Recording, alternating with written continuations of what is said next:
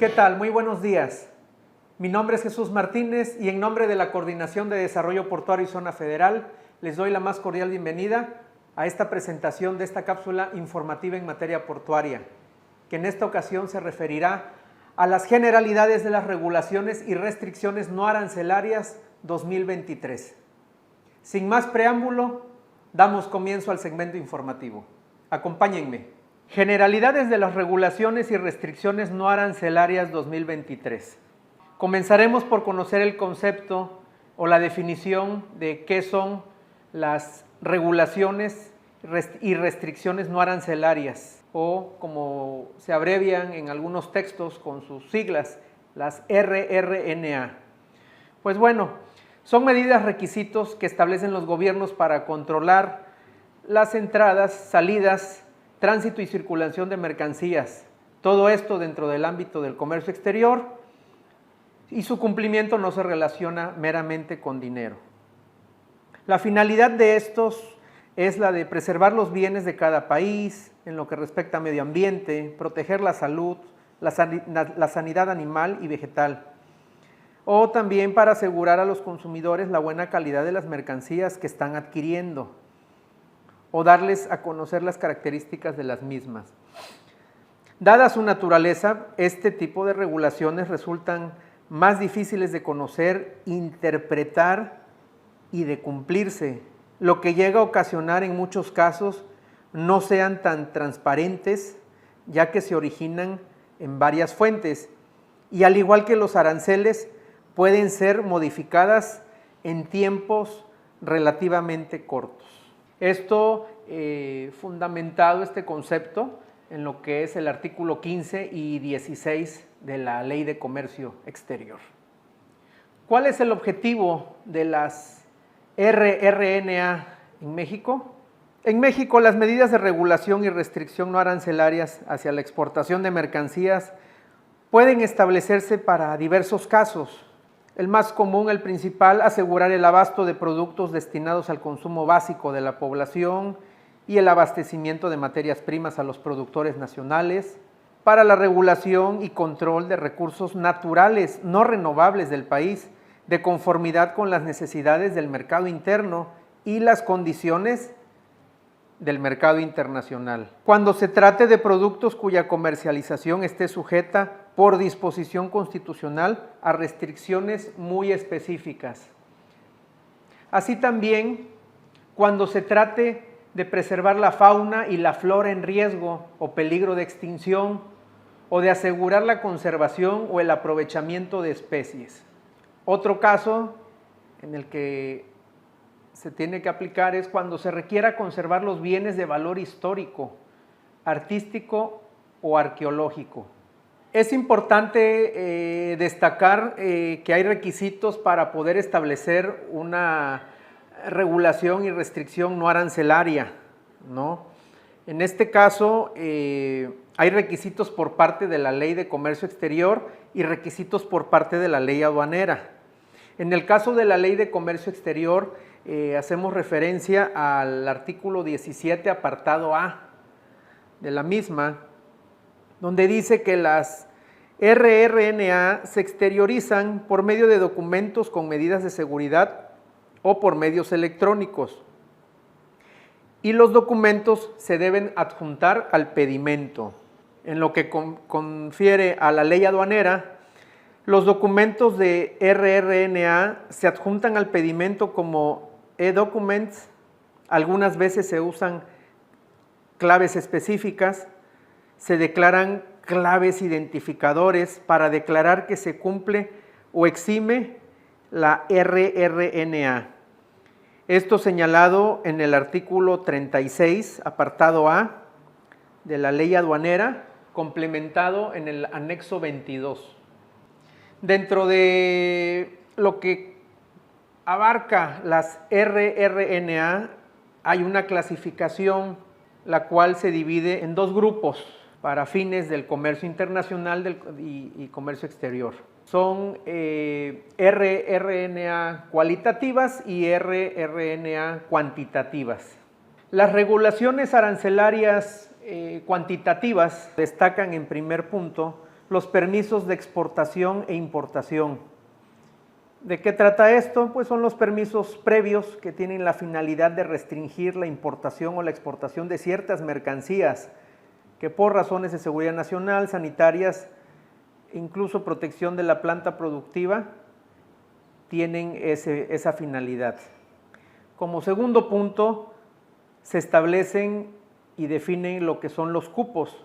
Los cupos se refieren como tal a los montos de determinadas mercancías que pueden ser importadas o exportadas.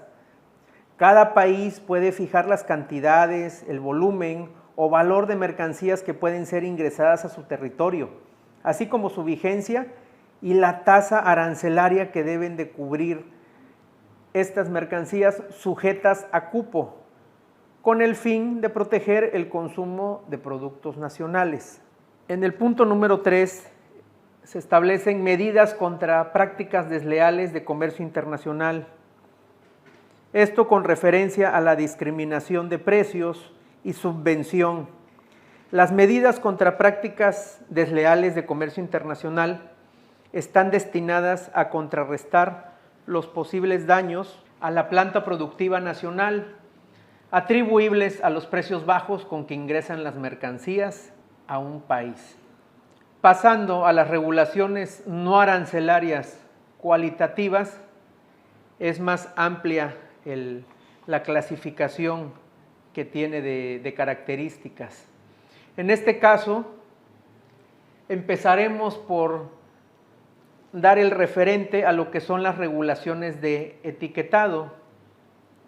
En algunos países se requiere que este requisito sea cumplido por los fabricantes o exportadores en el país de origen, particularmente si están destinadas para su venta directa al consumidor final. ¿Qué aplica a las regulaciones de etiquetado? En cada país existe una autoridad que regula la normatividad que se encarga de establecer y verificar el cumplimiento de etiquetado de mercancías que se van a comercializar. Por ejemplo, para lo que son la industria de productos alimenticios, en Estados Unidos de América, la Food and Drug Administration se encarga de establecer y vigilar el cumplimiento de las regulaciones de etiquetado para alimentos procesados. Un caso distinto sería la información que se requiere, como un ejemplo, que se requiere incluir en las etiquetas de prendas de vestir y de calzado. En este caso, para esta condición se requeriría el nombre de los materiales, componentes, su porcentaje de contenido, información adicional que abarque el cuidado de la prenda, como instrucciones de lavado, instrucciones de planchado, lo que son la talla que es, y datos del importador y datos del fabricante. Regresando al ámbito de productos alimenticios, ¿cómo debe presentarse la información nutrimental de un producto? Cada país puede establecer requisitos específicos sobre la forma de presentar esta información. Esto dependerá del número de nutrientes presentes en el producto o que así también lo permita y no lo condicione el espacio destinado en el envase en cuestión de la etiqueta. Está permitido o hay mucha flexibilidad en el uso de los formatos que se pueden emplear para cubrir este elemento. Pero bueno, pasando a elementos adicionales dentro de las regulaciones del etiquetado, ¿qué otros elementos se deben incluir?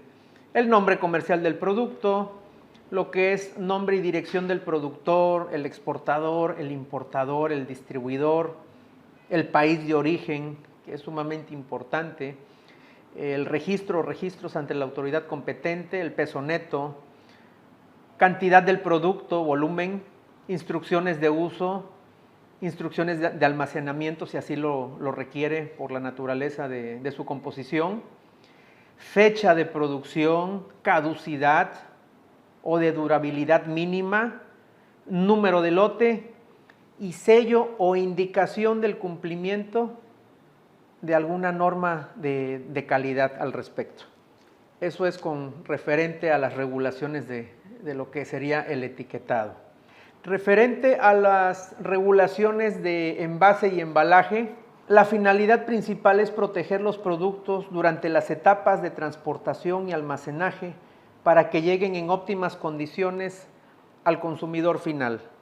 Tenemos lo que es otra característica, lo que es el marcado del país de origen, traduciendo esto en la utilización de marcas físicas que deben de ostentar las mercancías en el momento de su importación, etiquetas, marbetes, mismas que deberán estar claramente visibles, legibles y pues obviamente indicar la procedencia, el país de origen en este caso. Respecto de las regulaciones sanitarias, en este caso aplicadas a productos agropecuarios, ya sean procesados o no, genéricamente se les denomina fitosanitarias cuando se refieren a productos que provienen del reino vegetal y zoosanitarias cuando son aplicables a mercancías provenientes del reino animal. Estas regulaciones forman parte de las medidas que la mayoría de los países han establecido a fin de proteger la vida y la salud humana, animal y vegetal, frente a riesgos como la introducción y propagación de plagas y enfermedades en animales y plantas, o la presencia en alimentos y forrajes de aditivos contaminantes, toxinas y organismos causantes de enfermedades en su territorio. En este caso se maneja en nuestro país lo que es un certificado TIF. El certificado tipo Inspección Federal es un documento expedido en México por Zagarpa, la cual respalda que los productos cárnicos y sus derivados hayan sido procesados en rastros, plantas industriales y frigoríficos, garantizando así cumplir con las normas sanitarias de infraestructura y el manejo adecuado de estos productos. Otros lineamientos y aspectos básicos que cubren las regulaciones sanitarias, mencionamos lo que sería el uso de pesticidas y fertilizantes, el uso de plaguicidas y fertilizantes autorizados en los productos agrícolas, está regulado. Lo que son las pruebas de laboratorio, que incluye métodos de análisis mediante los cuales se detecta el contenido de sustancias tóxicas y residuos presentes en los alimentos. Inspecciones, donde existen mecanismos de inspección de productos que sirvan para verificar el cumplimiento de las regulaciones establecidas. Otro aspecto importante y básico, muy necesario, las certificaciones sanitarias, donde las autoridades sanitarias deben entregar a los productores o exportadores un certificado que demuestre que se han cumplido con las regulaciones. Los regímenes de cuarentena, que son tratamientos establecidos para eliminar plagas y o ubicar el producto de importación en una zona denominada área de cuarentena hasta que esté libre de plaga. Y por último, para cerrar este segmento de regulaciones sanitarias, la determinación de zonas libres de plagas y enfermedades, que es la calificación que otorga la autoridad sanitaria del país importador a las zonas productoras de un país exportador. Pasamos ahora a lo que son las normas técnicas.